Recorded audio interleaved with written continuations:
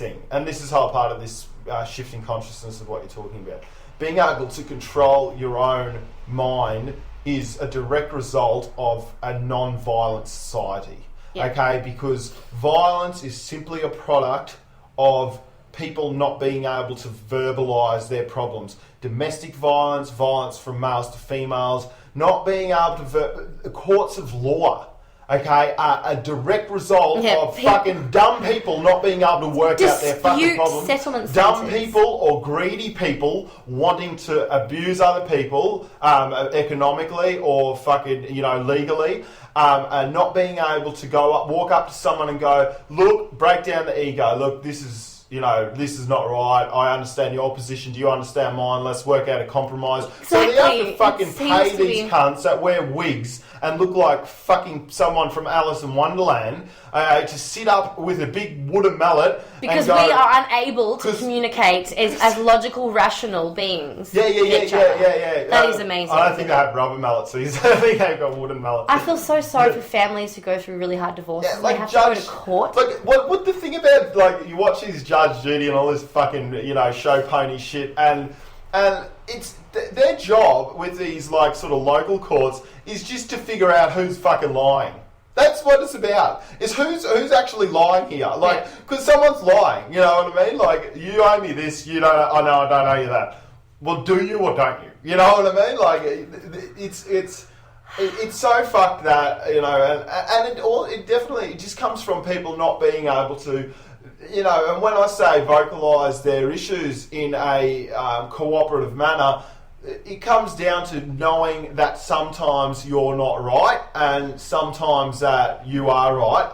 I think it's so much about being able to understand someone else's point of view. And that sounds easy, obvious, but I reckon that is basically probably the most effective way to fix every problem in the world is if we understand other people's points of view and can put ourselves in their spot. It's just understanding people is all people want. They don't need to be loved. They don't need to be whatever. Yeah. You want to be understood for the reasons that you're doing what you're doing. And if you can do that, you can really understand what to do to solve the problem. What's the easy way out? The easy way out is going, fucking, no, you don't, you should be able to deal with this yourself. The easy way out is, what did you just say then?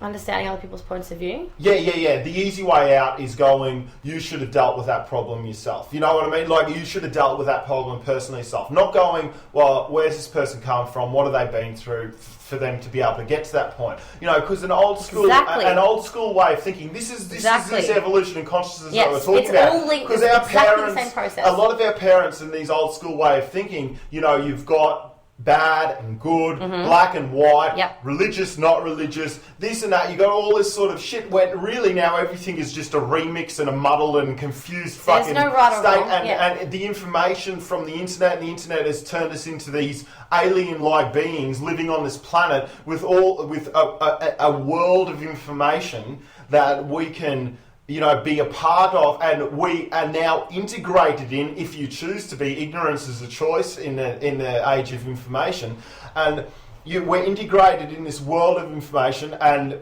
you can. But no, the point you're trying to make is exactly right. Like, there's no right or wrong. People make the decisions based on the history of their life and experiences. And if you're willing to stand there and try and understand that person's where they've come from, why they are the way they are, and you don't judge them, you just go, I get why you've made that choice. And you know what? If you get why I've made my choice, let's figure out a way that we can both come to some sort of understanding and compromise.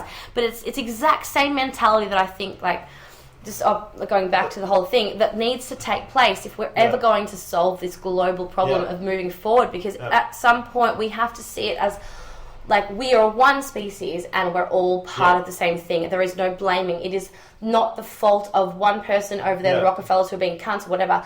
That's not their fault. We understand why they act the way they do because they live in the environment we've all created. They're a manifestation of the economic system itself. And we need if they're not there, someone else is going to be there. All they're doing is playing a role. They're playing all of us are playing a role. And you know what? I'm lucky enough to be playing a role where I don't have to carry around that much guilt. Because I'm playing a good role. And I think it's a really important thing to understand that it's just as difficult, if not more, for the perpetrator of a crime than it is for the victim. It's not natural for people to be harmful and nasty and negative. It's not a natural state, and so when all these roles have to be played out there for people to be nasty, the soul is damaged and the soul is suffering. The soul suffers as it goes through these things. It's not nice for them to have to be like that. Is like, with, for instance, with fighting, with a street fight.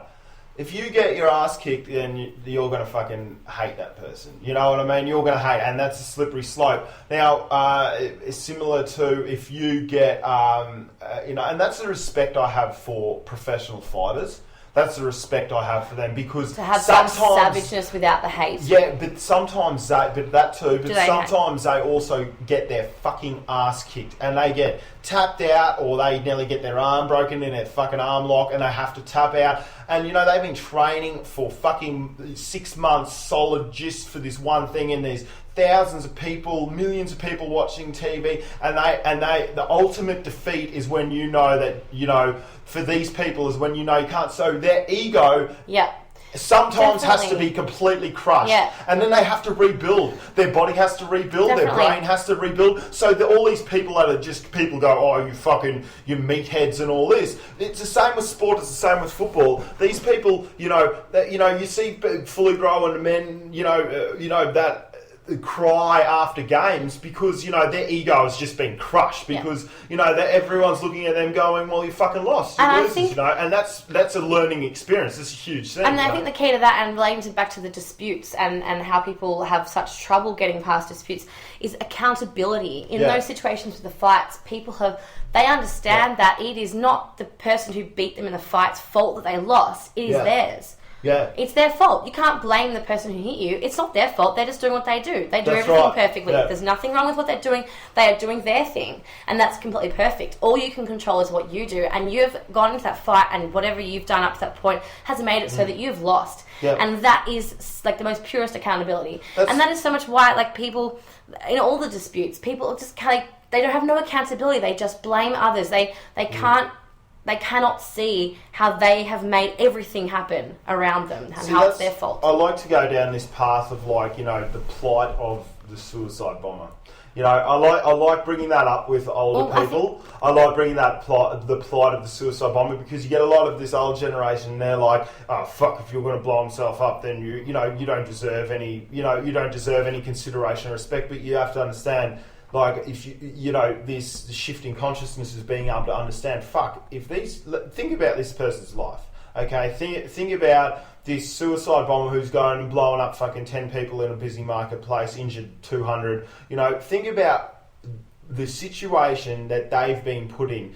The lack of education, the extreme fundamental religion that's been pushed onto them, the lies that they've been told by people who know better, okay, and they've been indoctrinated and abused, so they can be a fucking walking transportation device for a lethal fucking bomb that's going to kill hundreds of people, and then they're thinking that this is the best thing for the world and the best thing for the people who live in the world, and these people deserve to die because this guy. What a brain this person must be carrying around. The burden and the brain that this poor motherfucker, who's really at the end of the day is fucking an idiot. Like, I'm not saying like you're an idiot, like a derogatory. Susceptible and influential. He's not intelligent. He's vulnerable. You're not that intelligent. Weak-minded. And very weak-minded, because they've been bred that way. They've been bred, or that's what I mean. You have to understand how people are the way they are, and it's not you can't blame or judge. And look, the thing about that is sort of like you want to win. The situation with the war on terrorism is that you want to beat these people in a war on terrorism. Are you fucking serious? Like, America is waging a war on terrorism. These people will strap a bomb to their fucking son or an infant and roll a pram into a marketplace and just kill people who are from their country, who are associated with the army. Not even army, they'll do this fucking hundreds of times a year. And you want to beat them in a war on terrorism? See, the thing about violence is that there's always someone that will do something more fucked up. Yeah. Okay, what, you carpet bomb that city and kill 100 people, they'll fucking strap bombs to fucking 200 other people's chests. See, the war on terrorism is this never-ending war, and I can guarantee you it will get to a point, if it keeps perpetuating, if we wage another war on terror or some fucking shit, it will perpetuate to a point of nuclear war. It has to. That's the solution to everything is treat others how you want to be treated, and lead by example, and make sure that whatever happens, you can sleep at night. I don't know. I'm a bit sceptical about that. Treat others how you want to be treated, because society produces I don't think so. I think that if everybody has the choice, they wanted to be treated kindly. I think that you would find no human being that will say that they don't want to be loved and treated kindly. Yeah. I really don't. I don't think that's possible.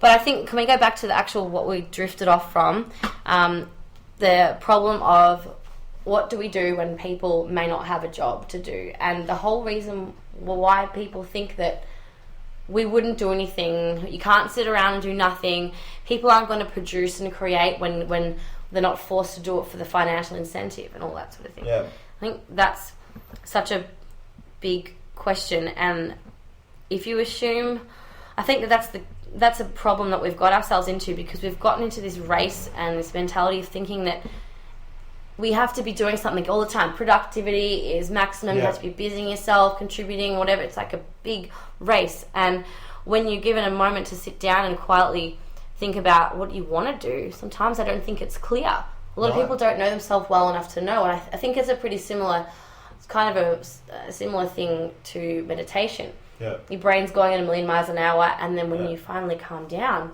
you kind of connect again who you are, and you sort of feel more clear about everything, and you do and create better.